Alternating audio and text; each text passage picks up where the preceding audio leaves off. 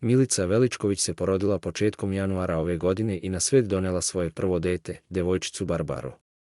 Nakon što su posle nekoliko dana napustile Narodni front, Milica i njena beba su se uselile u stan njene majke i bake gdje žive i danas.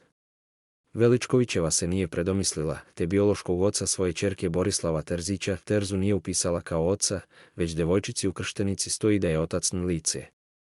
Da svakog dana uživa u majčinstvu pokazuje redovno putem Instagrama, a Milica je sada uradila nešto što nikada nije za sve ove mjesece otkako se malena Barbara rodila. Naime, iako svakodnevno objavljuje slike svoje ćerke, Milica je lice deteta uvijek sakrivala, međutim, sada je objavila fotografiju na kojoj drži malenu Barbaru, a lice joj se skroz vidi. Mnogi su prokomentarisali kako djevojčica liči na Terzu, međutim Barbara je još uvijek vrlo mala, pa će se i njena fizionomija menjati.